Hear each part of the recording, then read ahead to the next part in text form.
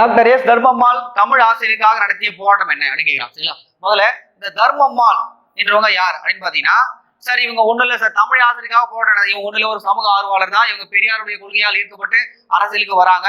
But இருந்தாலும் அந்த காலகட்டம் சரிங்களா, ஒரு 1940 இந்த காலகட்டத்துல தமிழ் ஆசிரியர்கள் சொல்ற பாத்தீங்கன்னா, அவங்களும் மற்ற ஆசிரியர்கள் விடவே எங்களுக்கு சம்பளம் ரொம்ப கம்மியா கொடுத்துருக்காங்க. அப்போ தமிழ் ஆசிரியர்கள் வந்து பாத்தீங்கன்னா மற்ற ஆசிரியர்களுக்கான ஒரு கரெக்டான ஒரு சம்பளத்தை வந்து ஈக்குவல் பண்ணி கொடுக்கணுன்றதுக்காக ஒரு போராட்டம் நடத்துறாங்க. அந்த போராட்டத்து பேர் என்ன அப்படின்னு பாத்தீங்கன்னா இரவு வாரம் அப்படின்னு சொல்லுவாங்க. சரிங்களா, இதுக்கு வந்து பாத்தீங்கன்னா அப்ப போராட்டம் பண்ணும் போது அப்போது கல்வித்துறை அமைச்சராக இருக்கக்கூடிய அவிநாசி லிங்கம் இவர் என்ன பண்ணிருப்பாரு அப்படின்னு பாத்தீங்கன்னா, சரி ஓகே இவங்க சொல்ற விஷயம் கரெக்ட்னு சொல்லிட்டு சட்டமன்ற அந்த விஷயம் பேசி தமிழ் ஆசிரியர்கள் கரெக்டான சம்பளம் கொடுத்துருப்பாங்க. ஓகே, அவிநாசி லிங்கம் அப்போது கல்வித்துறை அமைச்சரா இருக்காரு. ஓகேங்களா, ரொம்ப முக்கியமான விஷயம். அது மட்டும் இல்லாம சார் இந்த தர்மம்மாள் வந்து பாத்தீங்கன்னா இந்த இரவு வாரன்றது மறக்கவே கூடாது. அது மட்டும் இல்லாம பெரியார் தந்தை சரிங்களா ராமசாமி ஈவேரா ராமசாமிக்கு வந்து பெரியார் என்ற பட்டத்தை கொடுத்தது யாரும் அந்த அம்மா தான். பெரியார் என்ற பட்டம் சரிங்களா, பட்டம் கொடுத்ததும் இந்த அம்மா தான் கொடுத்தாங்க. ஓகேங்களா, நல்லா போச்சு. ஓகேங்களா, அப்போ இரவு வாரம் என்பது தமிழ் ஆசிரியராக நடைபெற்ற ஒரு போராட்டம் என்றது மறக்கவே கூடாது. ஓகே, அடுத்த கொஸ்டின் பாருங்க சார். ஐயன்காளி 1963 திருவனந்தபுரத்தில் உள்ள டேஸில் பிறந்தார். அப்போது அப்பகுதி திருவிதாங்கூர் அரசினுடைய ஆட்சி பகுதியாக இருந்து கேட்கிறாங்க. இவர் எங்க போறாரு அப்படின்னு பார்த்தீங்கன்னா பெங்களூர்ல தான் சார் பிறகுறாரு. இவர் எங்க பிறகுறாரு? இவரு பெங்களூர்ல பிறகுறாரு. சரிங்களா, பெங்களூர்ல பிறந்திருக்காரு. சரி, இவர் வந்து பாத்தீங்கன்னா யாருடைய இதுல தூண்டப்படுறாங்க? நாராயண குரு, ஸ்ரீ நாராயண குரு. சரிங்களா, இந்த நாராயண குரு வந்து பார்த்தா கேரளாவில பிறந்திருப்பாரு. சரிங்களா, இவர் வந்து பார்த்தா திருவனந்தபுரம் கேரளா காலடியில பிறந்திருப்பாரு. இவருடைய தூண்டுதலின் பேர் தான் அவர் வந்து வந்திருப்பார். சரிங்களா, இவர் என்ன இயக்கம் ஆரம்பிப்பார் அப்படின்னு பார்த்தீங்கன்னா சாது ஜன பரிபாலன சங்கம். சரிங்களா, சாது ஜன பரிபாலன சங்கம். சரி, எப்போ ஓபன் பண்ணாங்க? 1907 ஓபன் பண்ணாங்கன்றது மறக்க கூடாது. ஓகேங்களா, அப்போ வந்து ஏழை மக்களை பாதுகாக்கக்கூடிய ஒரு சங்கத்தை இவர் வந்து பாத்தீங்கன்னா ஆரம்பிச்சிருக்காரு. ஓகேங்களா, சாது ஜன பரிபாலன சங்கத்தை ஓபன் பண்ணது யாரு? இந்த ஐயன்காளி என்றது மறக்கவே கூடாது. சரிங்களா, அவர் எப்போ பிறந்திருக்காரு பாருங்க, பெங்களூர்ல பிறந்திருக்காரு. இவருடைய குரு யார்? நாராயண குரு. ஓகேங்களா, மறக்கவே கூடாது. ஓகேங்களா, அடுத்த கொஸ்டின் பாருங்க. என்னென்ன விஷயங்கள்லாம் கரெக்டா இருக்குன்ற மாதிரி கேட்டுக்காங்க பார்க்கலாம். பிரார்த்தனா சமாஜம் டாக்டர் ஆத்ம பாண்டுரங்கால் தொடங்கப்பட்டது. சரிங்களா, ஆத்ம பாண்டுரங்கால் தான் தொடங்கப்பட்டது. எந்த வருஷம்? 1867 தொடங்கப்பட்டது. சரிங்களா, 1867 தொடங்கப்பட்டது. இதனுடைய பிறப்பிடம் என்பது பம்பாய். அதுவும் பிரம்ம சமாஜத்துக்கு ஆப்போசிட்டா பிரம்ம சமாஜம் வந்து எங்க இருக்கு? கல்கத்தால இருக்கு. அதுக்கு வந்து ஈக்குவலா ஒரு இயக்கம் தோன்றப்பட இந்த பிரார்த்தனா சமாஜம் தான். பிரம்ம சமாஜம் யாரு? உங்களுக்கு தெரியும் யாரு? ராஜாராம் மோகன் ராய். பிரம்ம சமாஜம் 1828. சரிங்களா, அப்போ இது கல்கத்தால இருக்கு. அதுக்கு இணையாக ஓபன் பண்ண செய்யப்பட்டதுதான் இந்த சரிங்களா பிரார்த்தனா சமாஜம். ஓகேங்களா, அடுத்து பாருங்க. இந்த சமாஜம் அனைத்து ஜாதியினருக்கும் பங்கேற்கும் சமபந்தியை ஜாதி கலப்பு திருமணங்களையும் ஊக்குவித்தது. கரெக்டான ஒரு விஷயம். சரிங்களா, எல்லாத்தையுமே பண்ணாங்க இவங்க. சரிங்களா, ரெண்டுமே ரைட்டு. அடுத்து பாருங்க. ஜோதிபா பூலே ஆண்களுடைய மேம்பாட்டிற்காக பயணியாற்ற அப்படின்னு கொடுத்துருக்காங்க. சரிங்களா, ஒன்றும் சார் இப்போ ஜோதிபா பூலே உங்களுக்கே தெரியும். இவர் வந்து பார்த்தீங்கன்னா மகாராஷ்டிராவில் பிறகுறாரு. 1827 பிறகுறாரு. மகாராஷ்டிராவில் 1827 பிறகுறாரு. உங்களுக்கு தெரியும். ஆனா இவர் வந்து பாத்தீங்கன்னா ஒடுக்கப்பட்ட சமுதாயத்திலிருந்து பிறந்தவர். அது மட்டும் இல்லாம இவர் பெண்களின் முன்னேற்றத்துக்காக தான் பாடுபட்டார். அந்த காலகட்டத்தில் ஆண்கள் எல்லாமே வந்து பாத்தீங்கன்னா ஒரு ஏகபோக வாழ்க்கையை தான் வாழ்ந்துட்டு இருந்தாங்க. அவங்க எல்லா உரிமைகளும் அவங்களுக்கு இருந்து பெண்களுக்கு தான் உரிமைகள் மறுக்கப்பட்டது. அதனால பெண்களுக்கு மேம்பாடுக்காக தான் அவர் பாடுபட்டார். ஓகேங்களா, இந்த விஷயம் தப்பு. வந்து பெண்கள்ன்றது வரணும், தப்பு. பிரார்த்தனா சமாஜம் பஞ்சாபை பேரிடமாக கொண்டது தப்பு. சரி, அங்க பிரார்த்தனை நம்ம முதல்ல சொல்லிட்டு பம்பாய். அப்போ கூட்டுலாம் பார்க்கும்போது வந்து பார்த்தா இது சரி 1 மற்றும் 2. இந்த 1 மற்றும் 2 தான் சரி. ஓகேங்களா, அதை ஞாபகம் வச்சுங்க. அடுத்த கொஸ்டின் பாருங்க சார். குழந்தை திருமணம் விதவை மறுமணத்திற்கு மறுப்பு போன்ற பழக்கங்களுக்கும் அயல்நாடு சென்றால் தீட்டு என்று சொல்லப்படுவதில் மறைநூல்கள் ஏற்றுக்கொள்ளப்படவில்லை என்று அறிவித்தவர் யார் அப்படின்னு கேட்கலாம். ரொம்ப முக்கியமான விஷயம். சுவாமி தயானந்த சரஸ்வதி தான் சார் சொன்னாங்க. நம்மளுடைய மறைநூல்கள் அது மாதிரி எதுவுமே சொல்லல. இது மாதிரி விஷயம்லாம் பண்ணாதீங்க. அது மட்டும் இல்லாம நம்ம சுத்தி இயக்கத்தை ஓபன் பண்ணது யார் தான்? இவங்க தான் சார். இது எந்த நூல்ல சொன்னா அவங்கள கேட்பாங்க. சத்தியார்த்த பிரகாஷ்.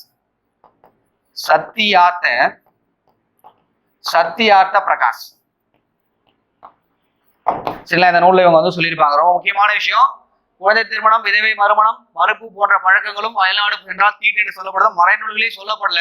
நீங்க சும்மா வந்து இந்த புராண கதையெல்லாம் சொல்லிட்டு இருக்காங்கன்னு சொல்லிட்டு சொந்த எந்த நூல்ல சொல்லியிருக்காங்க? சத்தியார்த்த பிரகாஷ் என்ற நூல்ல சொல்லியிருக்காங்க.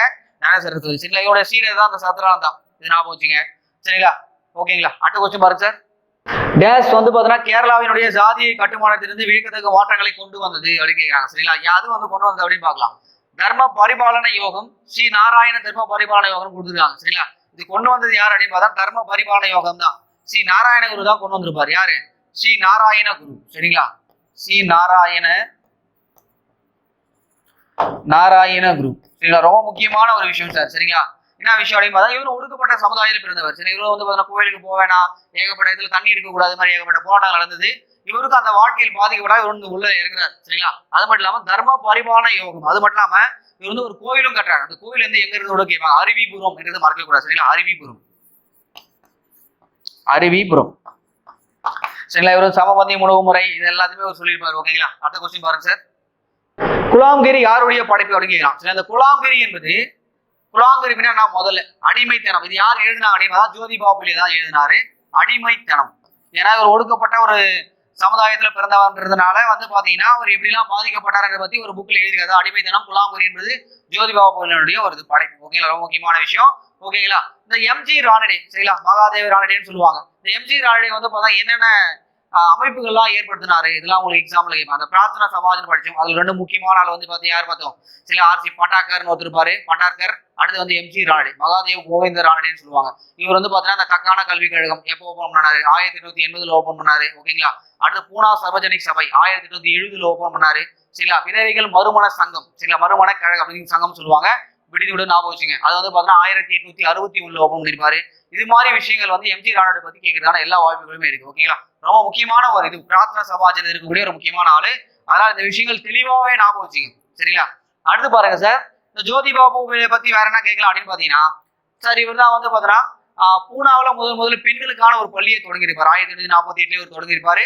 அது மட்டும் இல்லாம பெண்களுடைய முன்னேற்றத்துக்காக அவருடைய மனைவியாருக்கு சொல்ற சாவித்திரிபாய் பூலே அவர்களை இணைச்சு ஏற்பட்ட போராட்டங்கள் பண்ணிருப்பாரு. ஓகேங்களா, அந்த விஷயங்கள் ஞாபகம் வச்சுங்க போதும். அடுத்த கொஸ்டின் பாருங்க சார்.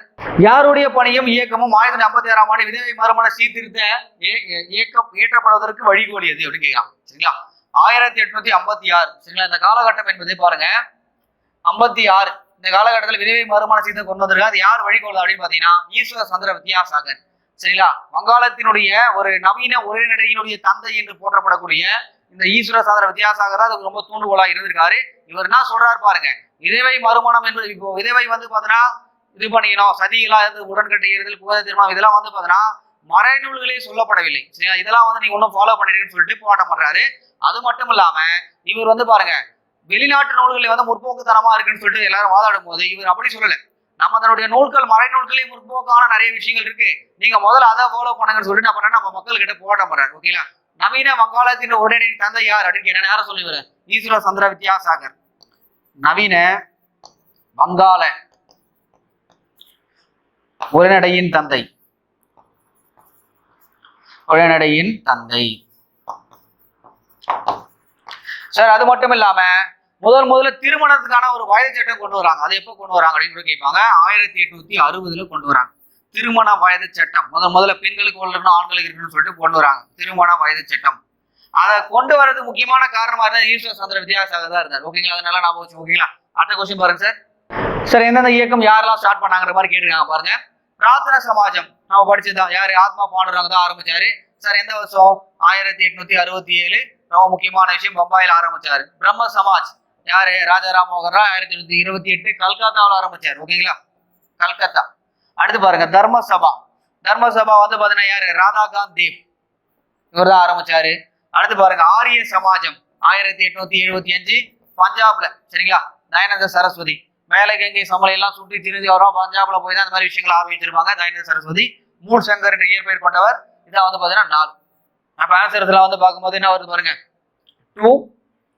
சரிங்களா, 2 4 3 2 4 3 1. சரிங்களா, அப்ப ஏதாவதுக்கான ஆன்சர். ஓகே, அடுத்த கொஸ்டின் பாருங்க சார். சார் அடுத்து இயர்ஸ் கேட்டிருக்காங்க பாருங்க சார். பிரம்மஞான சபை உங்களுக்கு தெரியும், 1875 பிரம்மஞான சபை. இந்த பிரம்மஞான சபை யார் ஆரம்பிச்சிருப்பாங்க, பிளவாட்ஸ்கி மற்றும் சரிங்களா எச்எல் ஆல்காட் சொல்லக்கூடிய பிளவாட்ஸ்கி யாரா ரஷ்ய பெண்மணி. ஆல்காட் என்பது அமெரிக்காவில் ஓபன் பண்ணிருப்பாங்க, 1875 ஆரம்பிச்சிருப்பாங்க. சரிங்களா, அமெரிக்காவில் ஓபன் பண்ணிருப்பாங்க. சரி, சரிங்களா, அடுத்து பாருங்க ராமகிருஷ்ண மிஷன். இந்த ராமகிருஷ்ண மிஷன் வந்து பாத்தீங்கன்னா எப்போ தோற்று, நான் முதலே சொன்ன விஷயம் ராமகிருஷ்ண மடம் சொன்னேன், 1897. அடுத்து பாருங்க சார் பெண்கள் சங்கம் என்பது 1923. சரிங்களா, அடுத்து பாருங்க தேவ சமாஜம் என்றது பாத்தீங்கன்னா 1987. சில ஆப்ஷன்ஸ் எல்லாம் பாருங்க, நான் வருது பாருங்க 2 1 4 3 சரிங்களா. ஆன்சர் வந்து பாத்தீங்கன்னா டி. அடுத்த கொஸ்டின் பாருங்க சார். தவறாக பொருந்ததை கண்டுபிடிக்க கேட்கிறாங்க சரிங்களா. பாருங்க, மகரிஷி கார்வே. இந்த மகரிஷி கார்வே என்ன பண்ணிருக்காரு அப்படின்னு பாருக்கலாம். பெண்களுக்கான ஒரு இயக்கம் நடத்துறாரு, கரெக்டான ஒரு விஷயம் சரிங்களா, கரெக்ட். அடுத்து பாருங்க, மகாத்மா காந்தி என்ன பண்ணிருக்காரு பாருங்க, ஹரிஜன் சங்கம், ஹரிஜன் இயக்கம் சரிங்களா. உங்களுக்கே தெரியும், ஹரிஜன் என்றால் தாழ்த்தப்பட்ட மக்களுக்காக தொடங்கப்பட்ட ஒரு இது ஹரிஜன் அப்படின்னு சொல்லுவாங்க சரிங்களா. நவ்ரோஜ் பர்தோஜி சொல்லுவாங்க. நவ்ரோஜ் பர்தோஜி வந்து பாத்தீங்கன்னா பார்சி இயக்கம். இது ஒரு ரைட்டான ஒரு விஷயம் தான். நாராயணகுரு, நாராயணகுரு வந்து பாத்தீங்கன்னா இந்து இயக்கம் கொடுக்குறாரு. தப்பு. இவர் வந்து தர்ம பரிபாலன சங்கம் என்ற ஓபன் பண்ணிடுறாரு ஓகேங்களா. அது மட்டும் இல்லாம வந்து ஒடுக்கப்பட்ட சமுதாயத்தில் பண்ணால இவர் இந்து என்ற ஒரு வார்த்தையை வந்து பாத்தீங்கன்னா உயர்ந்த குடியினுக்கு மட்டும் தான் உரியது அப்படின்ற மாதிரி விஷயங்களா அவர் பேசிப்பார் ஓகேங்களா. அப்போ இந்த விஷயம் தப்பு சரிங்களா. அப்போ நாராயணகுரு வந்து பாத்தீங்கன்னா தர்ம பரிபாலன சங்கம் என்றது ஞாபகம் வச்சுக்கோங்க. தர்ம பரிபாலன இயக்கம் மறக்க கூடாது. அப்போ ஆன்சர் வந்து பாத்தீங்கன்னா டி தான் சார் வரும் ஓகேங்களா. அடுத்த கொஸ்டின் பாருங்க சார். அடுத்து ரொம்ப முக்கியமான விஷயம், அன்னி பெசன்ட் அம்மையார் பிரம்மஞான சபையுடைய தலைவராக இப்போது ஆனார் அப்படின்னு கேட்கிறாங்க சார். ரொம்ப முக்கியமானது. இவங்க எப்ப தலைவர் ஆனாங்க, ரெண்டு விஷயம் உங்களுக்கு குழப்பம் சரிங்களா. சார் இவங்க முதல்ல தெரிஞ்சு வச்சுங்க. இவங்க வந்து பாத்தீங்கன்னா பிரம்மஞான சபையில வந்து பாத்தீங்கன்னா ஒரு உறுப்பினராக எப்ப செய்யறாங்க, 1889 தான் செய்யறாங்க சரிங்களா. 1889 தான் செய்யறாங்க. அதுக்கு அடுத்து பாருங்க உறுப்பினர் ஆகிறாங்க, மெம்பர். இவங்க உறுப்பினர் 1907. என்ன விஷயம் அப்படின்னு பார்த்தா, 1907 இந்த பிளவாட்ஸ்கி என்ற அம்மையார் இருக்காங்க பதிலா அவங்க செத்து போயிடுவாங்க. அதை எடுத்து அந்த அம்மா தலைவராக மாறி இருப்பாங்க 1907 சரிங்களா. 1907 வந்து தலைவர் ஆனார். அப்போ ஆன்சர் வந்து தலைவர் பிரம்மஞான சபையின் தலைவர் தான் அவங்க கேட்கிறாங்க. இந்த 1917 எதுக்கு கொடுத்துருக்காங்கன்னா இவங்க ஐஎன்சியுடைய தலைவராக ஆனாங்க. ஐஎன்சி இந்திய தேசிய காங்கிரசுடைய தலைவராக கல்கத்தா மாநாட்டில் தேர்வு செய்யப்பட்டவர் யார், அன்னி பெசன்ட் அம்மையார் தெரிவிச்சிருக்காங்க. இந்தியாவினுடைய முதல் சரிங்களா இந்திய தேசிய காங்கிரசுடைய பெண் தலைவர் யார் சொன்னா, யார் சொன்னா, அன்னி பெசன்ட் அம்மையார் தான் நீங்க சொன்னோம் ஓகேங்களா. அது மட்டும் இல்லாம ஒரு முக்கியமான இயக்கம் இயக்கம் ஹோம் ரூல் மூவ்மெண்ட் ஓகேங்களா. 1916 இந்த 1916 இயக்கம் என்பது ரொம்ப முக்கியமானது. ஹோம் ரூல் தன்னாட்சி இயக்கம். இவங்க எங்க ஓபன் பண்ணாங்க, சென்னையில ஓபன் பண்ணாங்க. ரொம்ப முக்கியமான விஷயம் தன்னாட்சி இயக்கம். சார் அடுத்து வந்து பாத்தீங்கன்னா இவங்க தன்னாட்சி இயக்கம் வந்து பாத்தீங்கன்னா பம்பாயில ஓபன் பண்ணது யாரு, திலகர், இது மாதிரிலாம் கேட்டிருக்காங்க. அவங்க ஞாபகம் வச்சுங்க. அப்போ இவங்க பிரம்மஞான சபையினுடைய தலைவரா வந்து 1907. அது மட்டும் இல்லாம இவங்க செத்து போனது எங்க, சென்னை அடையாறுல தான் செத்து போனாங்க சார். இவருடைய 1907 இருந்து 1933 வரைக்குமே சரிங்களா இந்த பிரம்மஞான சபையினுடைய தலைவராக அவங்க இருந்திருக்காங்க ஓகேங்களா. அப்போ இது வந்து பாத்தீங்கன்னா இவர் சென்னை அடையாறுல இவங்க செத்து போனாங்கிறது ஞாபகம் வச்சுங்க. இவருடைய பத்திரிகை கூட எக்ஸாம்பிள் கேட்பாங்க. காமன்வெல்த் நியூ இந்தியான்ற பத்திரிகை ஞாபகம் வச்சுங்க.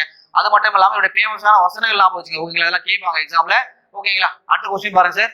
சமரச வேத சன்மார்க்க சங்கம் இப்போது எந்த ஆண்டு தொடங்கப்பட்டது? இது வந்து பாத்தீங்கன்னா 1865 தொடங்கப்பட்டது. ராமலிங்க அடிகளார், வள்ளலார் அதாவது ராமலிங்க அடிகளாரால் தொடங்கப்பட்டது. என்ன விஷயம் அப்படின்னு பார்த்தா, அந்த சமரச வேத சன்மார்க்க சங்கமானது சமரச சுத்த சன்மார்க்க சமமா மாறி போயிருக்கும். என்ன மாறி இருக்கும், சமரச சுத்த சன்மார்க்க சங்கம் அப்படின்னு மாறி போயிருக்கும் பிற்காலகட்டத்துல. பட் இருந்தாலும் இவங்க வந்து பாத்தீங்கன்னா ஒரு இது ஆரம்பிக்கிறாங்க சார். ரொம்ப முக்கியமான விஷயம், 1866 இந்த காலகட்டத்துல பெரும் பஞ்சம் ஏற்படுது, பெரும் பஞ்சம். அதனால 1867 வடலூர் வந்து பாத்தீங்கன்னா ஒரு உணவு சரிங்களா உணவு விடுற பழக்கத்தை ஆரம்பிக்கிறாங்க.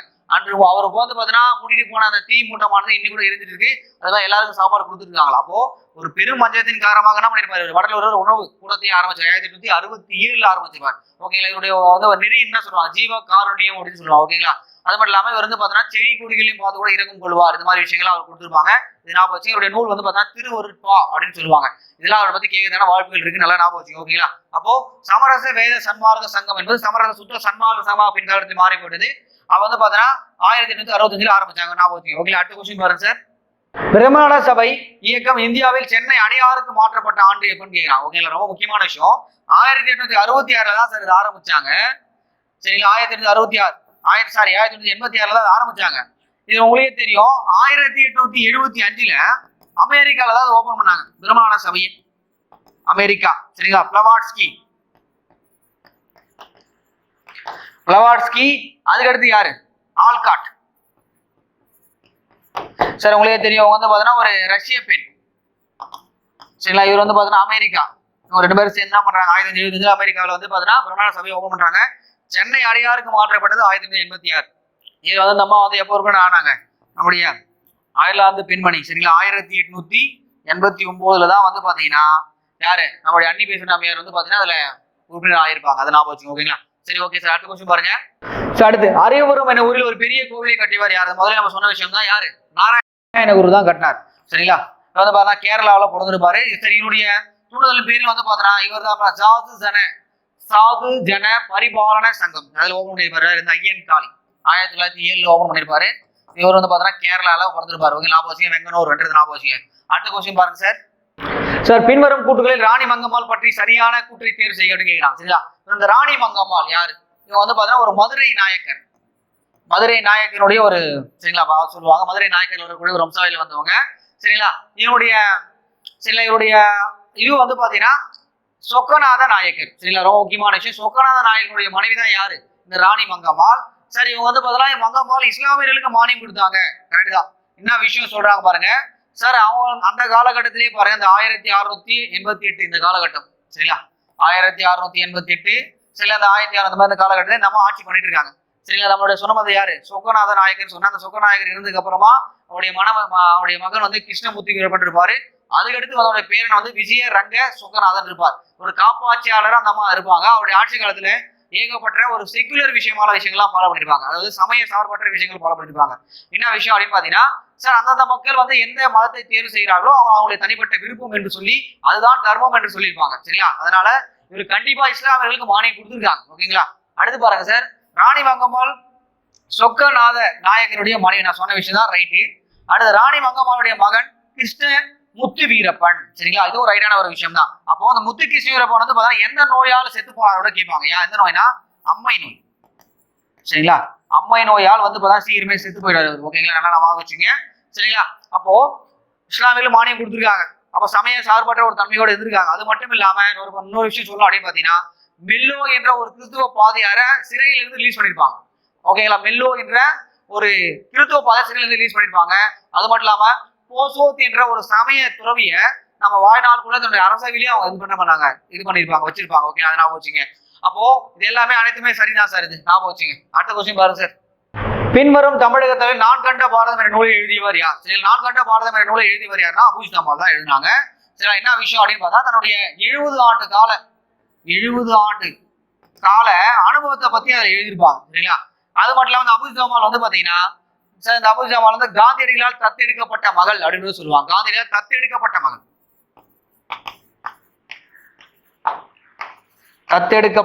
மகள். காந்தியடிகளால் தத்தெடுக்கப்பட்ட மகள். சரிங்களா? சார், அது மட்டும் இல்லாம சார், இவங்க வந்து அபூஜ்தாமால் வந்து பாத்தீங்கன்னா ஒரு செல்வந்த குடும்பத்துல பிறந்தவங்க. ஓகேங்களா? அதனால காந்தியினுடைய கொள்கைகளை ஃபாலோ பண்றதுக்காகவே இவங்க எளிமையான வாழ்க்கைக்கு மாறினாங்க. அது மட்டும் இல்லாம காந்தியினுடைய மனைவியாருடைய கஸ்தூரி அம்மாள் அவனுடைய எளிமை தோன்றதின் காரணமாக அதனுடைய வாழ்க்கையை அவங்க மாத்திட்டு வாழ ஆரம்பிச்சிருவாங்க. ஓகேங்களா? அப்போ நான் கண்ட பாரதம் என்ற நூலை எழுதினா அபூஜ்தாமால். அது மட்டும் இல்லாம இவருக்கு 1964 பத்மஸ்ரீ விருது, அதாவது தாமரை திருது விருது வந்து கொடுத்திருப்பாங்க. தாமரை திரு என்ற விருது கூட கொடுத்துருப்பாங்க. அதை ஞாபகம் வச்சுங்க. ஓகேங்களா? அப்போ நான் கண்ட பாரதம் அபூஜ்தாமால் மறக்கூடாது. அடுத்த கொஸ்டின் பாருங்க சார். யாருடைய மகள் காந்தியால் லீலாவதி என்று பெயரிடப்பட்டால்? சரி, ஒண்ணும் இல்ல, கடவுள் அஞ்சலியம்மாள் மகள். என்ன விஷயம் நடக்கும் அப்படின்னு பாத்தீங்கன்னா, அந்த கடவுள் அஞ்சலியம்மாள் நீலன் சிலை அகற்றும் போராட்டம், உங்களுக்கே தெரியும். நீலன் சிலை அகற்றும் போராட்டம் 1927 நடந்திருக்கும். எஸ்.என். சோமயாஜுலு திருநெல்வேலி மாவட்ட சேர்ந்த தலைமை தாய். அந்த போராட்டத்தில் என்ன பண்ணிருப்பாங்க அப்படின்னு பாத்தீங்கன்னா, தன்னுடைய 9 வயது மகளாக இருக்கக்கூடிய அம்மா கண்ணுவை கூட்டு போயிருப்பாங்க. அவருடைய மகள் பேர் என்னது? அம்மா கண்ணு. சரியா? அது மட்டும் இல்லாம 2 பேரும் முடிச்சு ஜெயில போட்டுருவாங்க. ஜெயில போட்ட உடனே என்ன நடக்கும் அப்படின்னா, காந்திய நிலைமை பார்க்கும்போது அந்த அம்மா கண்ணு என்ன பண்ணிருப்பாங்கன்னா, கூட்டு போயிட்டு அவருடைய வர்த்தா ஆசிரமம். சரிங்களா? குஜராத்ல உடைய வார்த்தா ஆசிரமத்தை கூட்டு போய் படிக்க வைக்கிற எல்லா வேலையும் பார்ப்பாரு. உடனே அந்த அம்மா கண்ணோட பேர் என்ன பண்ணுவாரு? நீலாவதி என்ற பேரை மாத்திப்பாரு. ஓகேங்களா? அப்போ இந்த விஷயம் வந்து ஞாபகம் வச்சுங்க. நீல் சிலையாகிற கடலூர் அஞ்சலியம்மாள். அது மட்டும் இல்லாம தென்னாட்டின் ஜான்சி ராணி என்று அழைக்கப்படுவர் யார் அப்படின்னு பாத்தீங்கன்னா இந்த அம்மா தான். சரிங்களா? தென்னாட்டின் ஜான்சி ராணி அப்படின்னு சொல்லிட்டு காந்தியடிகளே சொல்லியிருப்பார். இந்த காந்தியடிகளே சொல்லுவார் தென்னாட்டினுடைய ஜான்சி ராணின்னு சொல்லுவாங்க. இது யார் சொன்னதுன்னு பாத்தீங்கன்னா காந்தியடிகள் தான் சொன்னார். சார், என்ன விஷயம் அப்படின்னு பாருங்க. உடனே இவன் வந்து பாத்தீங்கன்னா கடலூருக்கு வந்திருப்பார் காந்தி. இவங்களை மீட் பண்ணக்கூடாது தடை விதிச்சிருப்பாங்க. அந்த அம்மா என்ன பண்ணிருப்பாங்கன்னா ஒரு பர்தா வேடம் அடைந்து குதிரையில போயிட்டா பண்ணுவாங்கன்னா போயிட்டு காந்தியடிகளை பார்ப்பாங்க. நம்ம குதிரையில போனா நம்ம காந்தியில பார்ப்பாரு. இவ்வளவு வீரமா ஒரு பெண் வராங்கன்றதுக்காக அவருடைய பேர் என்ன சொன்னார்? தென்னாட்டினுடைய ஜான்சி ராணி என்று கடலூர் அம்மாள் அஞ்சலி அம்மாள் அழைக்கப்படுகிறார். மறக்கவே கூடாது. ஓகேங்களா? அடுத்த கொஸ்டின் பாருங்க சார்.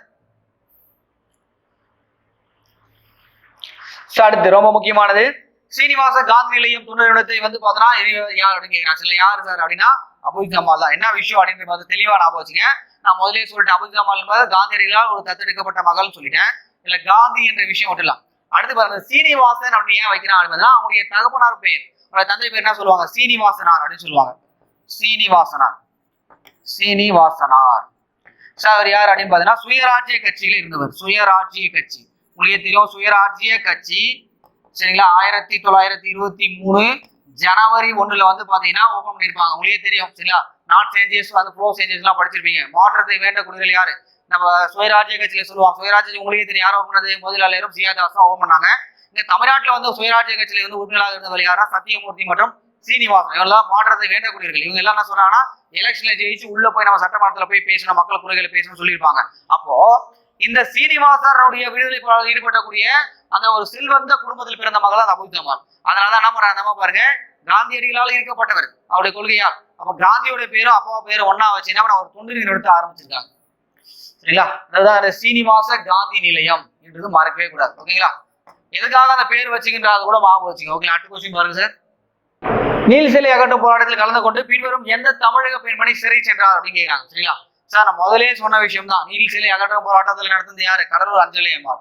1927 நடந்திருக்கும். எஸ்.என். சோமயாஜன் தலைமையில் நடந்திருக்கும். இதெல்லாம் நான் சொல்லிட்டேன். அப்போ அதுல சிறை சென்றவர் யாருன்னா இந்த கடலூர் அஞ்சலி அம்மாள் தான் போயிருப்பாங்க. ஓகேங்களா. அடுத்த கொஸ்டின் பாருங்க சார். பின்வரும் கூற்றுகளை கவனித்து சரியானவற்றை தேர்வு செய்ய அப்படின்னு கேட்கிறாங்க. ஓகேங்களா, பார்க்கலாம். அபுஜமால் பத்தி திரும்பி கொடுத்துருக்காங்க பாருங்க. அபுஜமால் மகாகவி பாரதியினுடைய பாடலை பாடி விடுதலை உணர்வை ஊட்டினார். ஓகே, அவர் பாரதியுடைய பாட்டை பாடி நம்ம விடுதலை உணர்வை தூண்டார். ரைட்டு. 1899 ஜனவரி மாதம் ஒரு வசதியான குடும்பத்தில் பிறந்தார். ரைட், வசதியான குடும்பத்தில் பிறந்தார். 1983 வரைக்கும் இந்த அம்மா இருந்திருப்பாங்க சரிங்களா. 1999 வரைக்கும் இருந்திருப்பாங்க. அன்னை கஸ்தூரியினுடைய எளிமை தோற்றத்தால் கவரப்பட்டு அவர் தன்னுடைய எளிமையான வாழ்க்கைக்கு வாழ்ந்தார். கஸ்தூரிபாய் வந்து யாரு, காந்தியினுடைய ஒய்ஃபு. அதனால வந்து மாறி அப்போ எல்லாமே அனைத்துமே சரி நான் போச்சுங்க. ஒரு எழுதிய நூல் இது நான் கண்ட பாரதம். இப்போ வந்து பார்த்தீங்கன்னா தாமரை திருவிருது வாங்கினான்னு சொன்னேன். 1964 தாமரை திருவிருது பத்மஸ்ரீ விருது வாங்கியிருக்காங்க. நான் போச்சு. அடுத்த கொஸ்டின் பாருங்க சார். எந்த ஆண்டு ராணி மங்கம்மாளுடைய பெயரன் விஜயரங்க சொக்கநாதன் தன்னுடைய தந்தை இறப்பினால் அரணி நீடப்பட்டார்னா 1688 சரிங்களா. நம்ம படிச்ச விஷயம் தான். சரி, சொல்லிட்டு இவருடைய கதைகள் எல்லாமே நான் சொல்லியிருக்கேன் சரிங்களா. 1988 வந்து மதுரை நாயக்கர் சேர்ந்த ராணி மங்கம்மாள் சொல்லுவாங்க பாத்தீங்களா. அவங்க ஒரு காப்பாட்சியாளராக வந்து பார்த்தீங்கன்னா இது பண்ணிருப்பாங்க சரிங்களா. விஜயரங்க சொக்கநாதன் ரொம்ப சின்ன வயசுல இருக்கிறதுனால சரிங்களா ராணி மங்கம்மாள் வந்து பார்த்தீங்கன்னா ஒரு காப்பாட்சியாளராக இருந்திருப்பார்.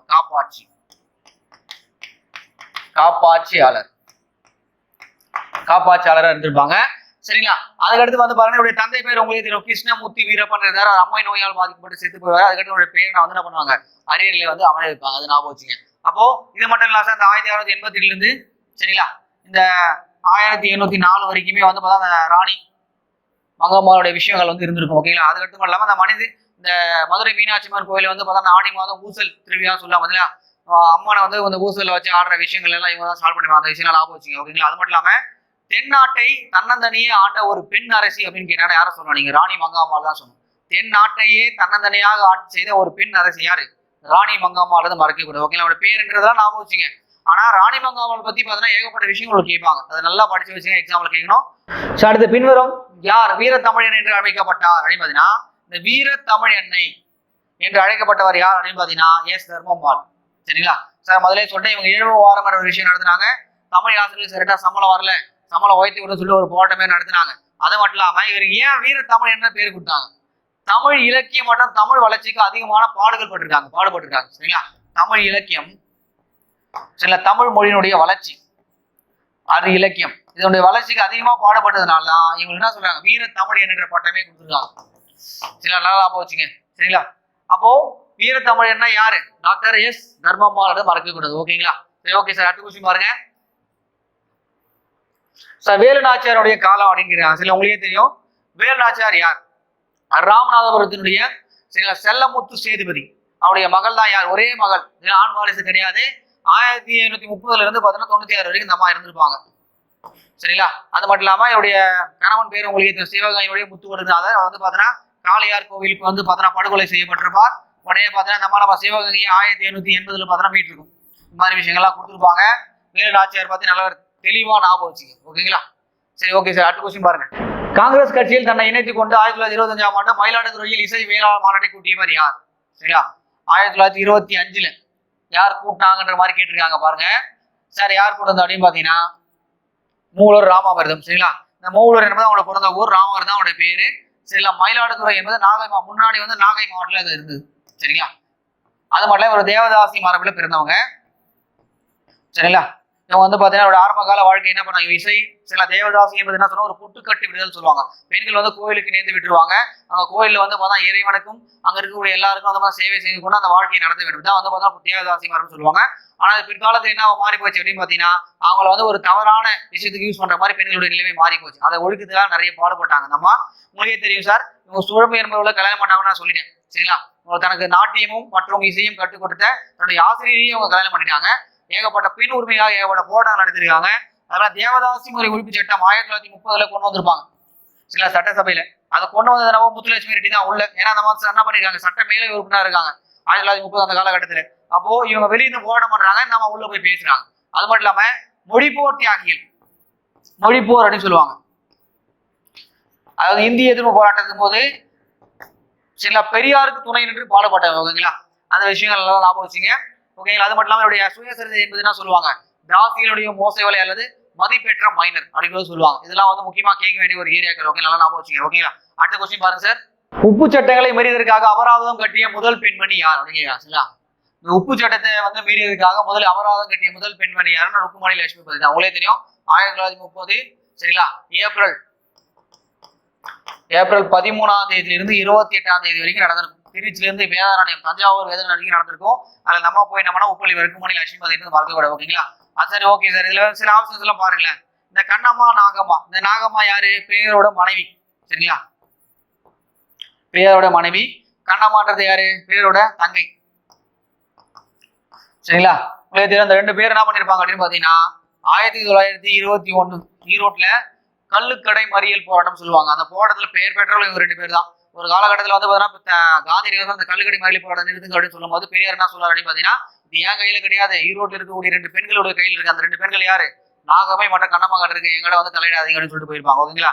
சார், இந்த நீலாம்பிகைன்றது யார் அப்படின்னு பாத்தீங்கன்னா மறைமலையடிகள், வேதாச்சலமனுடைய சொல்லுவாங்க பாத்தீங்களா, மறைமலையடிகளுடைய பொண்ணுதான் யார், நீலாம்பிகை அம்மையார். இவங்க என்ன பண்ணிருப்பாங்க அப்படின்னு பாத்தீங்கன்னா, சார் இவங்க வந்து பெரியார் சரிங்களா, ஈவே ராமசாமி பெரியார் படத்தை இவங்களும் கொடுத்துருப்பாங்க. ரெண்டு பேர் கொடுத்துருப்பாங்க. ஈவேராக்கு யார், ரெண்டு பேர், நீலாம்பிகை அம்மையார் ஒண்ணு, இன்னொருத்தர் யாரு, தர்மமால் எடுத்து மறக்க கூடாது. ஓகேங்களா. ஞாபகம் வச்சுங்க. அப்போ உப்பு சட்டத்தை மீறி அபராதம் கட்டியது யாரு, ருக்மணி லட்சுமிபதி. ஞாபகம் வச்சுங்க. ஓகேங்களா. அடுத்த கொஸ்டின் பாருங்க சார்.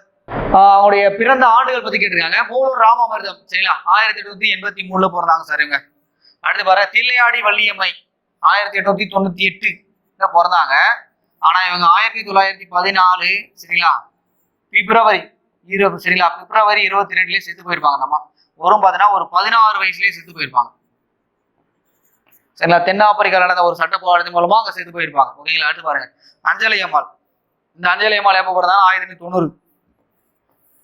அடுத்து பாருங்க, அபூதம்மாள் சரிங்களா 1899 பிறந்தாங்க. ஓகேங்களா. ஆப்ஷன்ஸ் எல்லாம் பார்க்கும்போது என்ன வருது பாருங்க, 4312 சரிங்களா.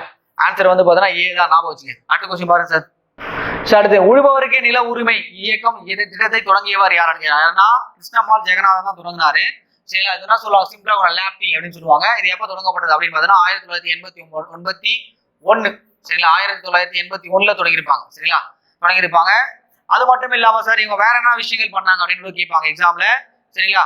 1940 தனிநபர் சத்தியாகிரகத்திலும் ஈடுபட்டிருப்பாங்க. அது மட்டும் இல்லாம சரிங்களா காந்தியுடைய சர்வோதய இயக்கத்திலையும் இவங்க பங்கு பெற்றிருப்பாங்க. அது மட்டும் இல்லாம உங்களுக்கு ஏகப்பட்ட விஷயங்கள் நடந்திருக்கு. இவங்களுக்கு வந்து பார்த்தா ஒரு விருது கொடுத்துருக்காங்க 2020 பத்மபூஷன் விருது, பத்மபூஷன் விருதும் கொடுத்துருக்காங்க. அது மட்டும் இல்லாம உப்பு சத்தியாகிரகத்தினுடைய பவள விழா 2006 நடக்கும்.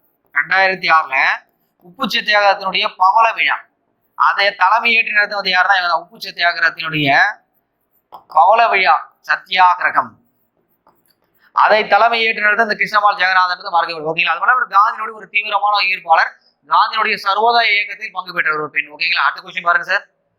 என்னுடைய சகோதரியின் மரணத்தை விடவும் யாருடைய மரணம் எனக்கு இந்த பேரடியாக இருந்தது என்று காந்தியடிகள் மனம் வருந்துகிறார் அப்படிங்கிறாங்க.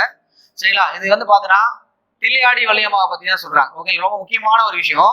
சார் இந்த தில்லையாடி வள்ளியம்மா யார் அப்படின்னு பாக்கலாம். இவங்க வந்து பாத்தீங்கன்னா ஒரு 1898 சரிங்களா முனிசாமி மற்றும் மங்கலம் இவங்களுக்கு இணையாக தென்னாப்பிரிக்கால ஜோகஸ்பெர்க்லயே இவங்க பிறகுறாங்க. சரிங்களா. அங்கன்னா ஒரு விஷயம் போறாங்கன்னா ஒரு சட்டத்திட்டத்தை கொண்டு வராங்க சார். இந்த 1913 இந்த காலகட்டத்துல சவுத் ஆப்பிரிக்கா எல்லாம் சொல்றாங்கன்னா ஒரு சுப்ரீம் கோர்ட் வந்து சட்டம் கொண்டு வருது. இங்க வந்து பார்த்தா கிறிஸ்துவ மதத்தின்படியும் தென்னாப்பிரிக்க திருமண சட்டத்தின்படியும் பார்த்தீங்கன்னா யார் கல்யாணம் பண்றாங்களோ அவங்க மட்டும் தான் அந்த திருமணமான செல்லுபடியாகும், மித்த யாரும் செல்லுபடியாகாதுன்னு சொல்லிட்டு ஒரு தீர்ப்பை கொடுக்குறாங்க. அதை எதிர்த்து பார்த்தா காந்தியடிகள் போராட்டம் பண்றாரு. அது மட்டும் இல்லாம அங்கக்கூடிய மக்களுக்கு தலைவரையும் விதிக்கப்படுகிறது. அதனால காந்தியடிகள் போராட்டம் பண்ணும்போது அந்த காந்தியுடைய பேச்சால் இருக்கப்பட்டு இந்த தில்லையடி என்ன பண்ணா போராட்டத்துக்கு போறாங்க. சரிங்களா? அந்த போராட்டத்தில் ஈடுபடும் போது வால்கிரெஸ்ட் என்ற இடத்துல வந்து போராட்டம் நடக்கும். அந்த வால்கிரெஸ்ட் எடுத்த போராட்டத்தில் என்ன பண்ணா நம்ம கைது செய்யப்படுறாங்க. 1913 கைது செஞ்சிருவாங்க. பட் இருந்தாலும் சிறையில தூக்கி போடும்போது ஒரு 2 மாசம் 3 மாசம் இருப்பாங்க. அதுக்குள்ளேயே பார்த்தா அங்க சாப்பிட ஃபுட்டு அந்த என்வரன்மெண்ட் எல்லாம் சரியா இருந்தா அவங்க பார்த்தா ஏகப்பட்ட நோய்கள் வந்து அட்டாக் ஆயிடும். உடனே என்ன பண்ண படிக்கல போய் படுத்துருவா. நம்ம காந்தியடிகள் என்ன பண்ற போய் விசாரிக்கிற வேலை எல்லாருமே பார்ப்பார். ஓகேங்களா? அந்த சத்தியாகிரகத்துல வந்து நீ மீண்டும் பங்கு பெறுவா, மீண்டும் சிறை செல்லுக்கு தகுதியா அப்படின்னு கேட்கும்போது போவியான்னு கேட்கும்போது அந்த காந்தியடிகள் கேட்ட கேள்விக்கு இந்த அம்மா நான் பதில் சொல்லுவான், நான் மீண்டும் சிறை செல்லுக்கு தயாராக இருக்கிறேன், அவன் நம்பிக்கை தான் அவருடைய வாழ்க்கை என்று சொல்லிட்டு பாத்தீங்கன்னா அந்த இந்தியன் ஒப்பனியன் என்ற பத்திரிகையில சொல்லியிருப்பாங்க. ஓகேங்களா? அது மட்டும் இல்லாம தென்னாப்பிரிக்காவுடைய சத்தியாகிரகம் என்ற புத்தகத்துல தில்லையடி அம்மையினுடைய தியாகமானது போற்றதுக்குரியது என்று கூட விஷயங்கள் சொல்லியிருப்பாங்க. அதெல்லாம் கொஞ்சம் தெளிவா ஞாபகம் வச்சுங்க. தில்லையடி வலிமை பத்தில கண்டிப்பா எக்ஸாம்ல கேட்பாங்க. ஓகேங்களா? சரி, ஓகே சார். அப்போ தில்லையடி வலிமை மறக்கவே கூடாது. ஓகே, அடுத்த கொஸ்டின் பாருங்க சார். தென்னிந்திய சமூக சீர்திருத்தத்தின் தந்தை யார் அப்படின்னு கேட்கலாம். சரிங்களா? உங்களுக்கு ஆப்ஷன்ஸ் எல்லாம் பாருங்களேன். ஜான் ரத்னம் விட்டுருங்க, யாரே தெரியாத மாதிரி இருக்கு. அயோத்தியாசர், வி ராமசாமி, இடமலை சீனிவாசன், 2 குழப்பம் வரும். பெரியாரும் பார்த்தீங்கன்னா சமூக சீர்திருத்தம் பண்ணிருக்காரு, அயோத்தியாசனும் பண்ணிருக்காரு. ஓகேங்களா? ஆனா தென்னிந்தியாவினுடைய சமூக சீர்திருத்தின் தந்தை அப்படின்னு நீங்க சொல்லும் போது யாரும் சொன்னா அயோத்தியாசன் தான் சொன்னோம். என்ன விஷயம் அப்படின்னு பாத்தீங்கன்னா ஈவேரா ராமசாமியுடைய காலகட்டம் வேறு, அயோத்தியாசன் வேறு. ஏன்னா அயோத்தியாசர் வந்து காலகட்டம் என்பது பார்த்தீங்கன்னா 1800 மேலே 1882 அவர் திராவிடர் கழகம் ஓபன் பண்ணார். 1882 திராவிடர் கழகம். பெரியாரும் திராவிடர் கழகத்தை ஓபன் பண்ணாரு. திராவிடர் கழகம் பெரியார் எப்ப ஓபன் பண்ணாரு? 1944 தான் ஓபன் பண்ணாரு. இவர் பாருங்க முன்னோடியா இருந்திருக்காரு. ஓகேங்களா? அது மட்டும் இல்லாம 1885 சில திராவிட பாண்டியன் யாரு? நம்முடைய அயோத்தியாசர் பண்ணிருக்காரு, திராவிட பாண்டியன். அப்போ அந்த திராவிடம் என்ற வார்த்தையை பாருங்க அவர் அந்த அளவுக்கு யூஸ் பண்ணிருக்காரு. அது மட்டும் இல்லாம திராவிட மகாஜன சபை ரொம்ப முக்கியமான விஷயம். 1891 திராவிட மகாஜன சபை, திராவிட மகாஜன சபை, மகாஜன சபா. ஓகேங்களா? திராவிட மகாஜன சபைனா யார சொன்னோம்? அயோத்தியாசர் சொன்னோம். ஆனா இரட்டமலை சீனிவாசன் பண்ணிருக்காரு, அது ஆதி திராவிட மகாஜன சபை. இவர் பாருங்க 1993 ஆதி திராவிட மகாஜன சபை. சரிங்களா? ஆதி திராவிட. சார் இந்த மாதிரி வந்து ஒரு குழப்பமான சில விஷயங்கள்லாம் தெளிவா படிச்சு வச்சுங்க. இப்போ திராவிட மகாஜன சபைனா யார் சொல்லணும்? அயோத்தியாசர் சொல்லணும். அது இரட்டமலை சீனிவாசன் பண்ணிருக்காரு பாருங்க, ஆதி திராவிட மகாஜன சபை 1993 ஆரம்பிச்சாரு. ஓகேங்களா? அப்போ தென்னிந்திய சமூக சீர்திருத்தத்தின் தந்தை யாரு? இந்த அயோத்தியாசர் தான். ஓகேங்களா? அது மட்டும் இல்லாம நீலகிரியில் வாழக்கூடிய மக்களுக்காக அந்த தோடரின மக்களுக்காக நிறைய பாடுபட்டிருப்பாரு. அத்வைதானந்த சபா என்ற விஷயத்தை கூட ஒரு முடியும். ஓகேங்களா? அது மட்டும் இல்லாம இந்த ஜாதி பேதமற்ற திராவிடர்கள் ஒரு வார்த்தையை சொல்லியிருப்பார். அதாவது இந்த சமூகத்தில் தீண்டத்தகாதவங்க சொல்றாங்க பாத்தீங்களா, தீண்டாமையில இருந்து பாதிக்கப்பட்டிருக்காங்க பாருங்க, அவங்க என்ன சொல்லலாம்? ஜாதி பேதமற்ற திராவிடர்கள் சொல்லிப்பாரு. ஓகே, இந்த விஷயம் ஞாபகம் வச்சுங்க. அதை எடுத்து ஒரு போதத்துக்கு மாறி இருப்பாரு. அதுக்கடுத்து என்ன வேலைகள் பாதுகாப்புடைய பத்திரிகை பேரோட கேட்பாங்க. சில ரொம்ப முக்கியமானது ஒரு பைசா தமிழன் 1907 ஒரு பைசா தமிழன் ஒரு வார பத்திரிகை ரிலீஸ் பண்ணார். ரொம்ப முக்கியமான விஷயம். ஓகேங்களா? அடுத்த கொஸ்டின் பாருங்க சார்.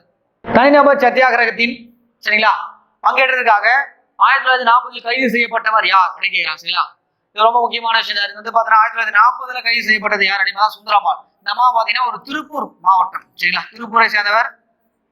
சரி, திருப்பூரை சேர்ந்தவங்க. இவங்க வந்து பாத்தீங்கன்னா ஒரு கர்ப்பமா இருக்கும் போது இந்த போராட்டத்தில் கலந்து கொண்டு சிறைக்கு செல்லப்பட்ட ஒரு பெண். ஓகேங்களா? நம்ம முக்கியமான விஷயம் சுந்தரம்மாள். ஓகேங்களா? இந்த ஆப்ஷன்ஸ்ல பாருங்க சார்.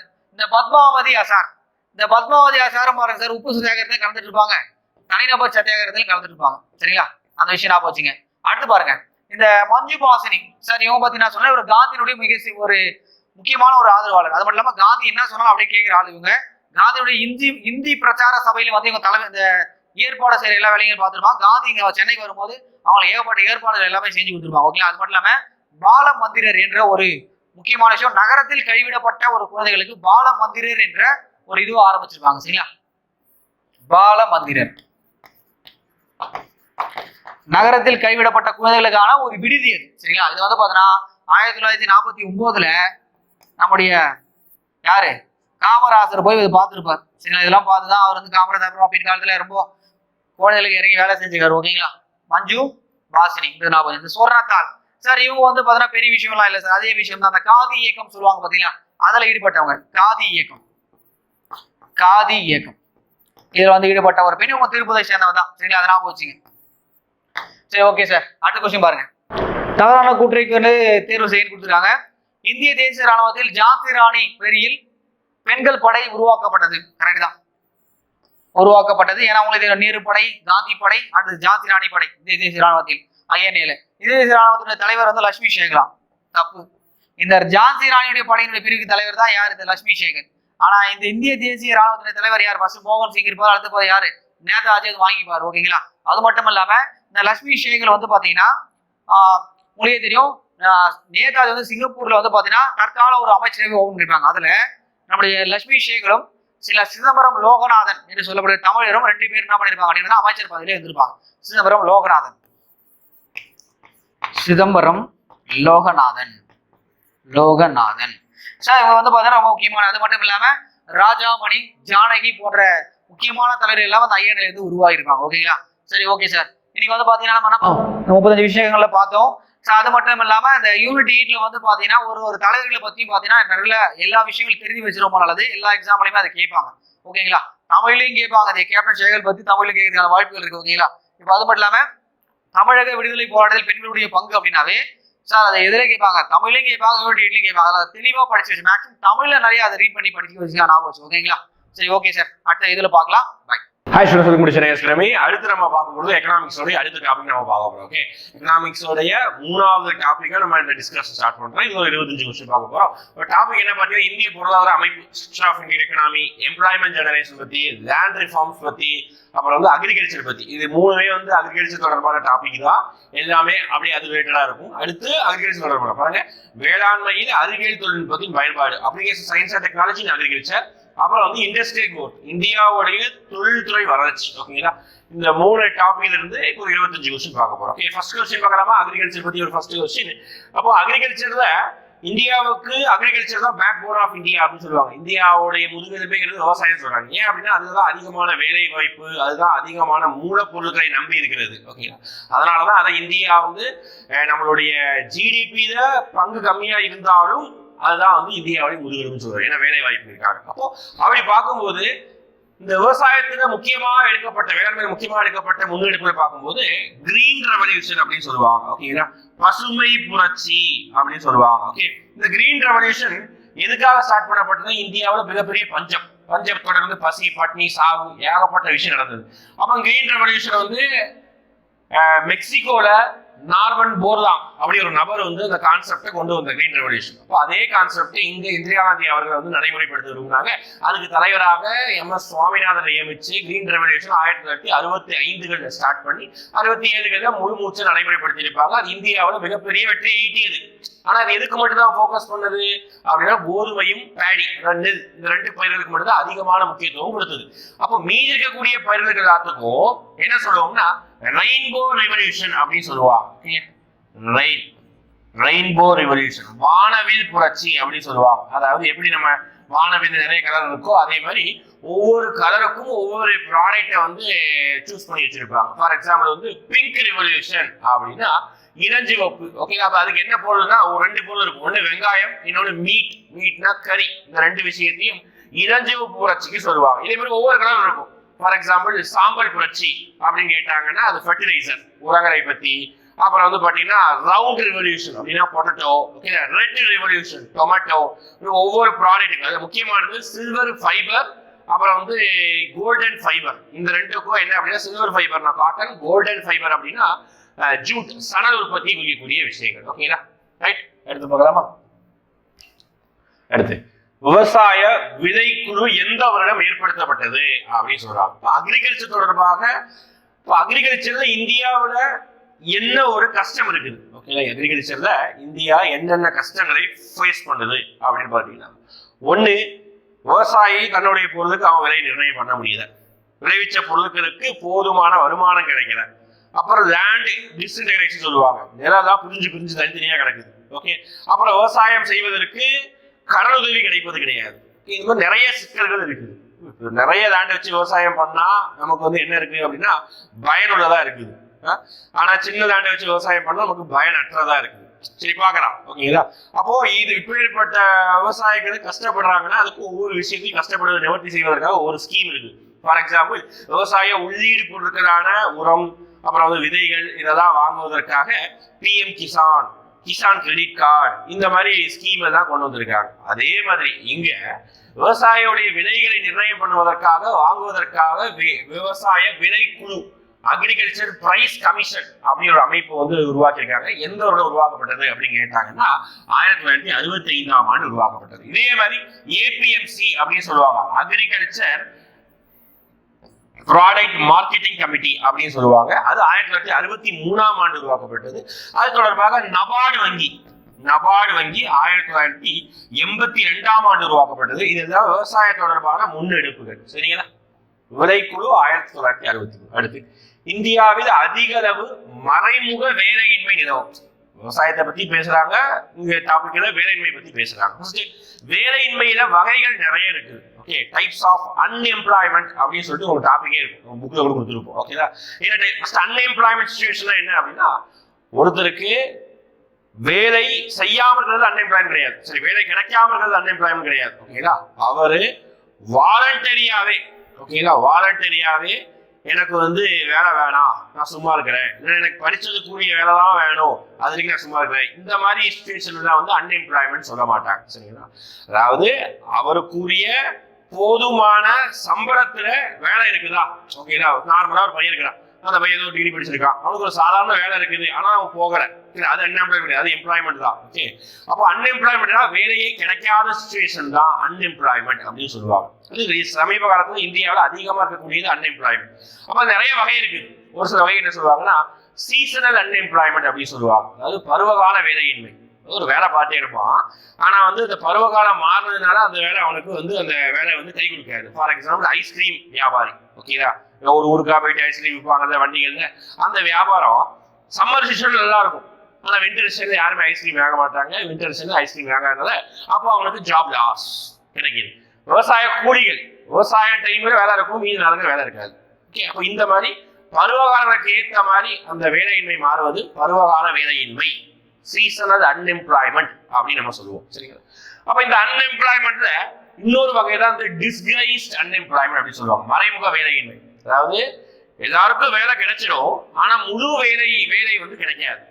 அதாவது சூப்பரா சொல்ல போனா ஒரு வேலையை 5 பேர் செஞ்சு அந்த வேலையை முடிச்சிடலாம், ஆனா முதல்ல என்ன பண்ணுவாருன்னா அவருடைய சம்பளம், அதாவது கூலியை வந்து மிச்சப்படுத்துவதற்காக அந்த வேலையை 5 பேர்கிட்ட கொடுக்காம ஒரு 10 பேர் 12 பேரை கூப்பிட்டு, நீங்க 3 மணி நேரத்துல இந்த வேலையை முடிச்சு கொடுத்துருங்க, எல்லாருக்கும் மணி நேர கான்செப்ட்ல வந்து சேலரி இந்த மாதிரி கொடுப்பாங்க. இப்படி கொடுக்கறதுனால என்ன பிரச்சனை, சார் 12 பேருக்கு வேலை கிடைக்குது அப்படிங்க சொல்லலாம், ஆனா ஒருத்தருடைய முழு வேலை வாய்ப்பு பறி போகுது. அதுதான் வேலை வாய்ப்பு கிடைக்குது, ஆனா மறைமுகமா வேலையின்மை இருக்குது. அதுதான் மறைமுக வேலையின்மை, டிஸ்கைஸ். இந்த சிச்சுவேஷன் எங்க இருக்குன்னா அதிகபட்சம் விவசாயத்துலதான் இருக்கும். விவசாய கூலிகள் நாத்து நடுறது காலைல போவாங்க, 6 to 8 வரைக்கும் தான் வேலை முடிஞ்சது. 10 பேர் போவாங்க, அந்த வேலை நினைச்சா 5 பேர் 2 பேர் தான் முடிச்சிடலாம். ஒரு 10 பேர் போயிட்டு நாத்து நட்டு 2 மணி நேரம் கூலியா ஒரு 300 ரூபாய் வாங்கிட்டு வந்துருவாங்க. புரிஞ்சுதா? இந்த மாதிரி வந்து விவசாய ஓனர் வந்து தன்னுடைய லாபத்துக்காக இப்படி செய்வாங்க. மறைமுக வேலையின்மை எது அதிகமா இருக்குது? வேளாண்மையில அதிகமா இருக்குது.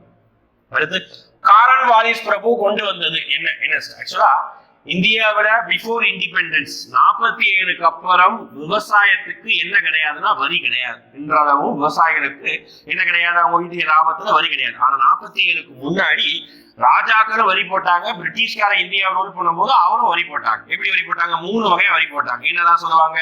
ஜமீன்தாரி முறை, ரயத்து வாரி முறை, மகள்வாரி முறை அப்படின்னு சொல்லிட்டு ஒரு 3 முறைகள் இருக்கும். ஓகேங்களா? அப்ப அந்த முறையில யாரை கொண்டு வந்தாங்கன்னு சொல்லிட்டு ஹிஸ்டோரிக்கலா டெப்தா படிக்கிற ஹிஸ்டரியில எக்கனாமிக்ஸ்ல பேசிக்கா கான்செப்ட், ஏன்னா புக்ல இந்த கான்செப்ட் இருக்கு, அதனால படிக்கணும்.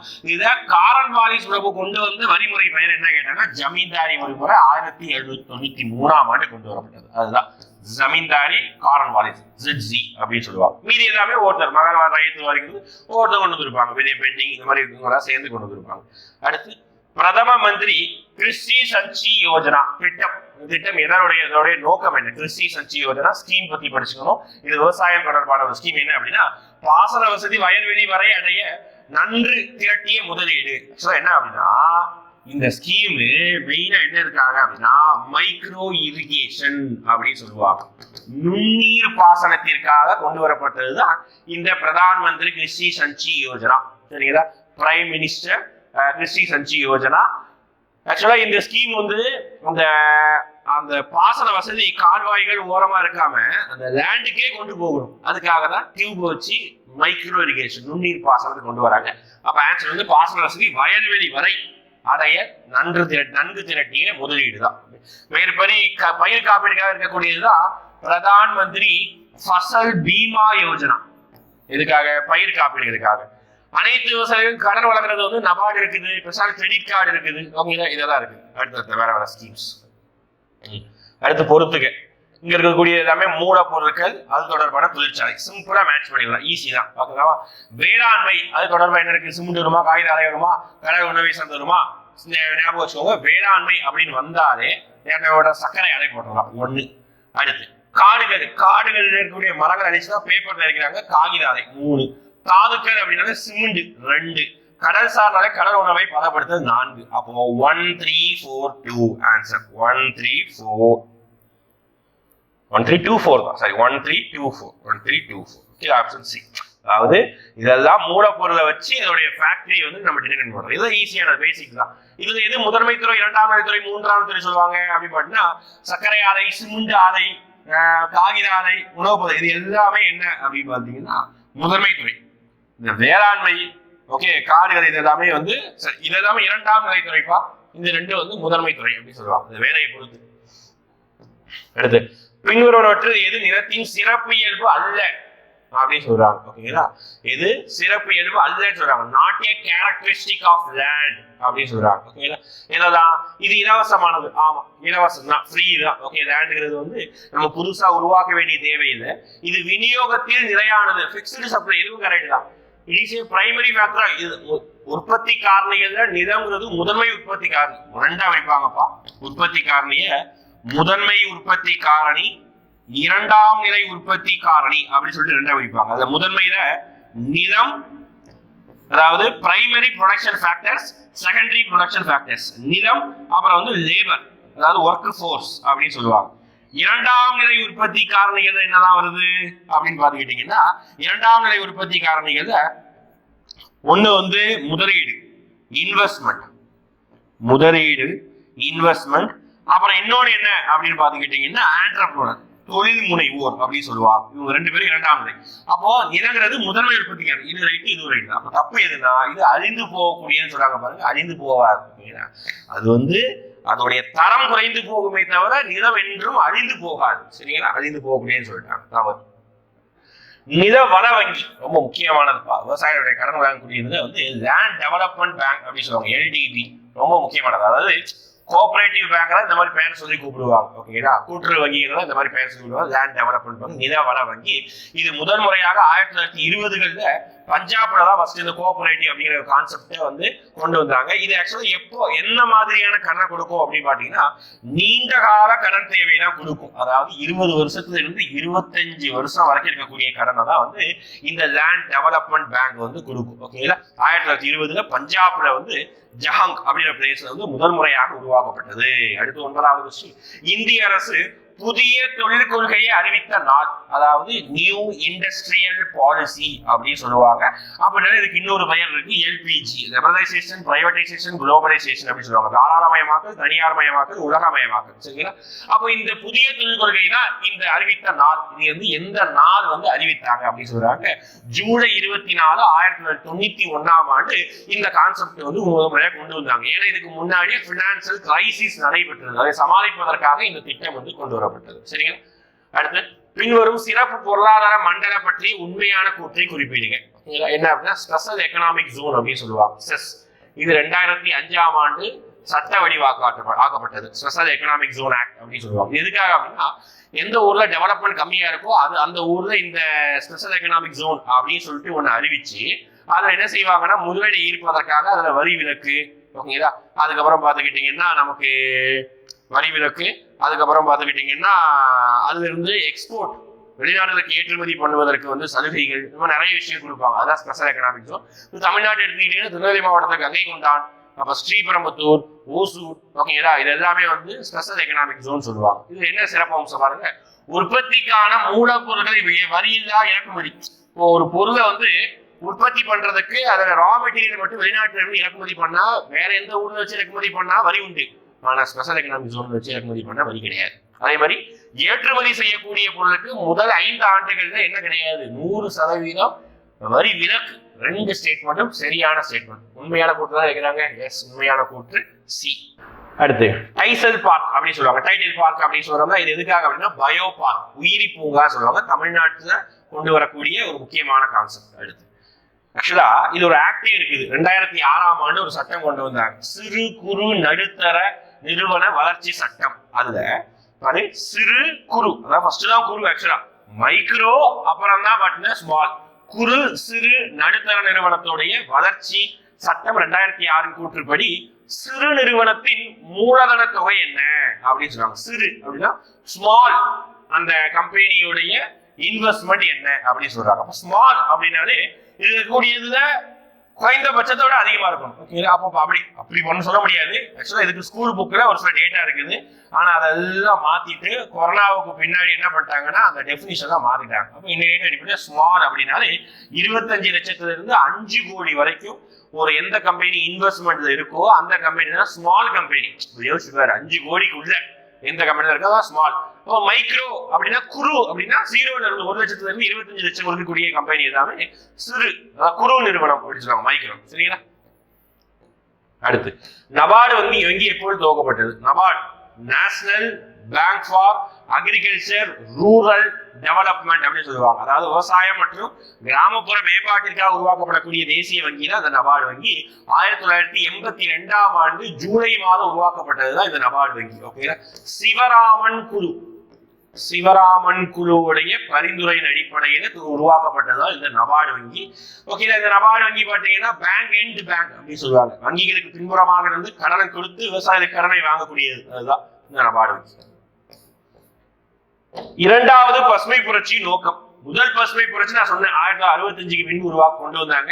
இரண்டாவது பசுமை புரட்சியும் 2018 கொண்டு வந்தாங்க. இது எதுக்காக அப்படின்னா அந்த வேளாண்மையை இயற்கையா மாற்றணும் அப்படின்றதுக்காக கொண்டு வரப்பட்டது. உணவு பாதுகாப்பை மேம்படுத்துவது, விவசாய உற்பத்தி திறனை உயர்த்துவது, நிலையான விவசாயத்தை மேம்படுத்துவது, விவசாய தனிநபர் வருமானத்தை அதிகரிக்க, எல்லாமே இதோடைய நோக்கம் தான். மேற்கூறிய அனைத்தும் முக்கிய நோக்கம் எல்லாமே தான். இரண்டாவது பசுமை புரட்சியுடைய நோக்கம் மேற்கண்ட அனைத்தும். அடுத்த பட்டியல 1, 2 பொருந்தி கீழே கொடுக்கப்பட்டுள்ள சரியான வழி பொறுத்துக்கலாம். ஓகேங்களா? ஒவ்வொரு இது இருக்கக்கூடிய எல்லாமே பேங்க் நிதி நிறுவனங்கள் சம்பந்தமானது. நபார்டு இப்பதான் சொன்னேன் விவசாயத்துக்கு. HDFC housing development finance corporation சொல்லுவாங்க, வீட்டு வசதி. Industrial development bank of India, self help group. Match பண்ணலாமா? நபார்டு எதுக்காக? விவசாயத்திற்காக. HDFC எதுக்காக? வீட்டு வசதி, அதுவே இருக்குது. வீட்டு வசதி அது கடனுக்காக. 3. IDB எதுக்கு? தொழிலுக்காக. 1. செல்ஃப் ஹெல்ப் குரூப் சின்ன சின்ன நிறுவனம் இருக்கு பாருங்க, அதுக்கு கடன். அப்போ 4312 எஸ் டி. சரிங்களா? சிம்பிளான விஷயங்கள் தான், ஏன்னா இண்டஸ்ட்ரி இருக்கிறதுனால. குத்தகை சட்டத்தின் முக்கிய அம்சம் என்ன? குத்தகை அது மெயினா வீடு குத்தகை விடுறதை பத்தி இங்க பேசப்படுறது கிடையாது. லேண்ட், ஓகேங்களா? விவசாயத்துல நிலத்தை குத்தகை விடக்கூடிய பழக்கம் ரொம்ப காலமாவே இருக்கு. ஏன்னா அங்கதான் நிறைய லேண்ட் இருக்கும், ஆனா விவசாயம் பண்ண மாட்டோம், இன்னொருத்த குத்தகை விட்டுருவோம், டெனன்சி சொல்லுவாங்க. இதுக்கு 2021ஆம் ஆண்டு மாடல் டெனன்சி ஆக்ட் அப்படின்னு சொல்லி கொண்டு வந்தாங்க. மாதிரி குத்தகை சட்டம் அப்படி ஒரு சட்டம் கொண்டு வந்திருக்காங்க. அதோடைய முக்கியமான அம்சம் என்ன கேட்டீங்கன்னா ஒப்பந்த காலத்தை நிர்ணயம் செய்தல். ஓகேங்களா? நிர்ணயம் செஞ்சிருக்காங்க. நியாயமான வாடகை தான் வாங்கணும், ரொம்ப அதிகமான வாடகை வாங்கக்கூடாது. ஓகே.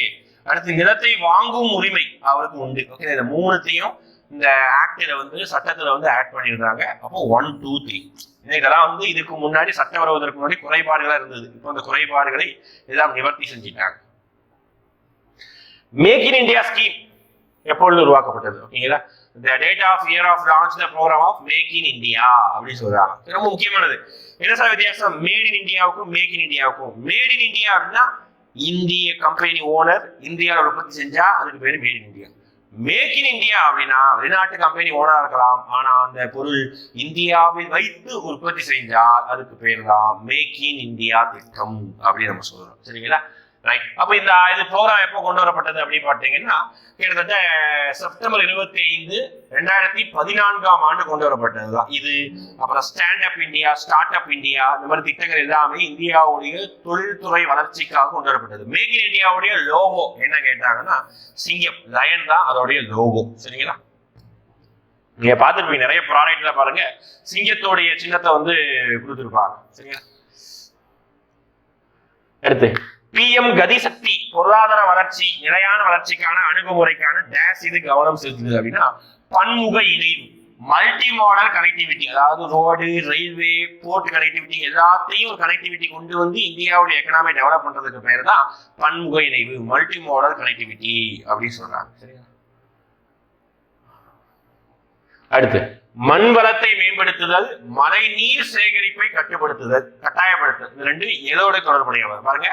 பசுமை புரட்சினா பேசிட்டோம், நீல புரட்சி அப்படின்னா ஃபிஷ், மஞ்சள் புரட்சி அப்படின்னா ஆயில் சீட்ஸ் அப்படின்னு சொல்லுவாங்க, எண்ணெய் வித்துக்கள், அது தொடர்பானது.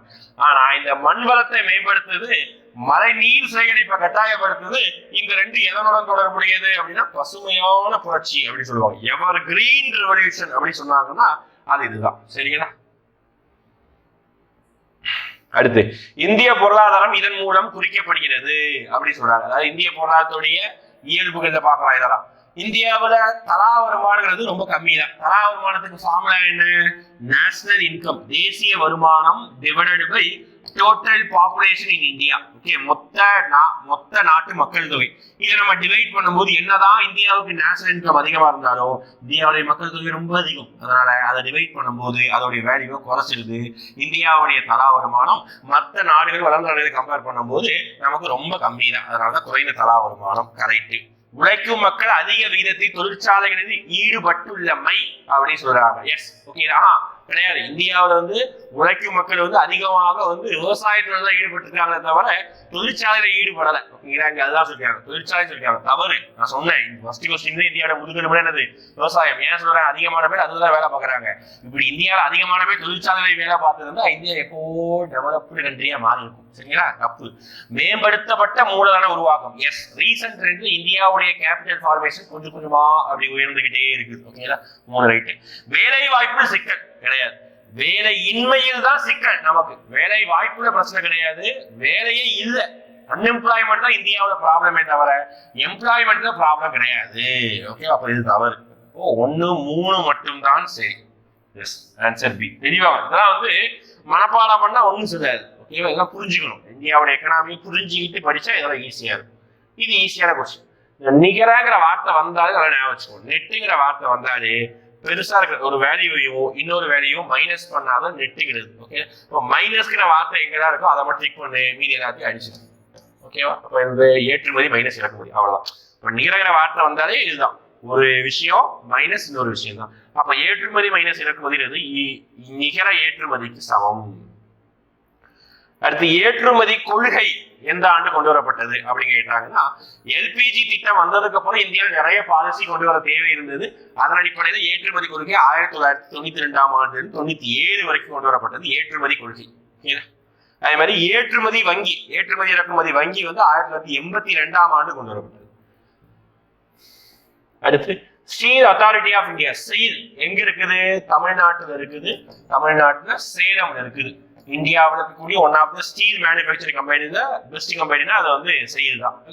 இது வந்து என்ன கேட்டகரியில இருக்குது அப்படின்னு சொல்றாங்க. இந்தியாவில் இருக்கக்கூடிய PSU, அதாவது பப்ளிக் செக்டார் கம்பெனிஸ், பொதுத்துறை நிறுவனங்களுடைய கம்பெனிகளை வந்து 3 வகையா பிரிப்பாங்க. ஓகே, மகாரத்னா, நவரத்னா, மினிரத்னா அப்படின்னு சொல்லிட்டு 3. மகாரத்னா, நவரத்னா, மினிரத்னா சொல்லுவாங்க. எதன் அடிப்படையில? அதோடைய மொத்த டர்ன் ஓவர் எவ்வளவு வந்து ஒரு 4 வருஷத்துல வந்து உருவாக்கி இருக்கு, அப்புறம் அதே மாதிரி மொத்த என்ன சொல்றது, மொத்த அதோடைய சொத்து மதிப்பு, இதெல்லாம் வச்சு அது மகாரத்னாவா, நவரத்னாவா, மினிரத்னாவா பிரிப்பாங்க. இதுல மகாரத்னா தான் பெரிய கேட்டகரி. அப்போ இந்த செயல் கம்பெனி மகாரத்னா கம்பெனி. இந்தியா இருக்கக்கூடிய ஒரு குறைஞ்சபட்ச சின்ன சின்ன கம்பெனி தான், ஒரு சில விரல் விட்டு எண்ணக்கூடிய கம்பெனி தான் வந்து மகாரத்னா கம்பெனி. பில் இந்த மாதிரி கம்பெனி தான். செயலும் ஒரு மகாரத்னா கம்பெனி. அடுத்து சரியான கூற்றை தேர்ந்தெடுங்க. பயிர்களுக்கு குறைந்தபட்ச ஆதரவு விலை பருவ காலத்தின் தொடக்கத்தில் அறிவிக்கப்படும். ஆமா, ஓகே. விவசாயத்தை பொறுத்த வரைக்கும் இந்த 2 கான்செப்ட் ரொம்ப முக்கியம். MSP குறைந்தபட்ச ஆதரவு விலை, மினிமம் சப்போர்ட்டிங் பிரைஸ். இன்னொன்னு PC ப்ரொக்யூர்மெண்ட் பிரைஸ் அப்படின்னு சொல்லுவாங்க, PP. ஓகே, கொள்முதல் விலை. இந்த 2மே முக்கியம். இந்த MSP எப்ப அறிவிப்பாங்க அப்படின்னா, அறுவடைக்கு முன்னாடியே, அதாவது விதைக்கும் காலத்துக்கு முன்னாடியே, எப்போ அந்த பருவ காலம் ஸ்டார்ட் ஆகுதோ அப்பவே கொண்டு வந்துருவாங்க இந்த எம்எஸ்பி. ஆனா ப்ரொக்யூர்மெண்ட் பிரைஸ் எப்போ கொண்டு வருவாங்க அப்படின்னா, எப்போ நம்ம விவசாயம் பண்ணி அறுவடை பண்றோமோ அறுவடை பண்ணதுக்கு அப்புறம் தான் நம்ம என்ன செய்யணும்னா கொள்முதல் விலையே வந்து கவர்மெண்ட் நிர்ணயம் பண்ணும். ஓகேங்களா?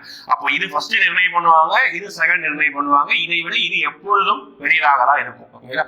இதை வச்சுதான் விவசாயி பெரிய மார்க்கெட்ல பொருட்கள் எதுவும் வியாபாரம் ஆகலன்னா கவர்மெண்ட் கொடுத்துருவாங்க, குறைந்தபட்சம் கொடுப்பாங்க. அதுதான் இந்த குறைந்தபட்ச ஆதரவு விலை பருவகால தொடக்கத்தில் அறிவிக்கப்படும். Yes, correct. ஓகேங்களா?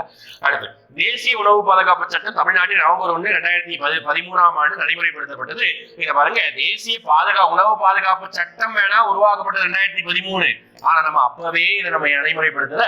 நம்ம 2016 நவம்பர் 1 அறிமுகப்படுத்திருப்போம். 9th இந்த டேட்டா இருக்கும். புக் நல்லா படிச்சுன்னா சொல்லிடலாம். ஓகே, 2016. அப்ப ரெண்டாவது ஸ்டேட்மெண்ட் தவறு. ஓகேங்களா? நவம்பர் 1, 2016 நடைமுறைப்படுத்திருக்கோம். சட்டம் வந்து 2013. சரியா? அப்ப சரியான கூற்று வைக்கிறாங்க, 1 மட்டும்தான் சரியானது. அடுத்து தவறான கூற்றை தேர்வு செய்க. பார்க்கலாமா? தேசிய தவறான கூற்று, தேசிய மாதிரி கணக்கெடுப்பு NSSO அப்படின்னு சொல்லுவாங்க, நேஷனல் சாம்பிள் சர்வே ஆபீஸ் புள்ளிவிவரப்படி 30% ஏழைகள் மட்டுமே அரசுடைமை வங்கிகளில் கடன் பெறுகின்றன அப்படின்னு சொல்றாங்க. இத பாருங்க, மொத்தக்கூடிய ஏழைகள் 30% மட்டும்தான் என்ன செய்யறாங்க அப்படின்னு பாத்தீங்கன்னா அரசுடைமை வங்கிகள்ல கடன் பெறுகின்றன அப்படின்னு சொல்றாங்க. ஓகேங்களா? இந்த ஸ்டேட்மெண்ட் சரியான ஸ்டேட்மெண்ட். ஓகேங்களா? அடுத்து இந்தியாவில் 2015 சமூக பொருளாதார சாதி ரீதியாக கணக்கின்படி 73% மக்கள் ஊரக பகுதியில் வசிக்கின்றன. 2015 கணக்கின்படி கரெக்ட் தான். ஓகே, இப்போ 2 ஸ்டேட்மெண்ட் கரெக்ட் தான். தவறான கூற்று கேட்கிறாங்க, எதுவுமே தவறு இல்லை. அப்போ 1ம் 2ம் தவறு இல்லை அப்படின்னு அர்த்தம். சரிங்களா? ரைட்டா? ரைட். அப்போ ஒரு 25 கொஸ்டின் இன்னைக்கு எக்கனாமிக்ஸ் டாபிக்ல நம்ம முடிச்சிட்டோம். சரிங்களா?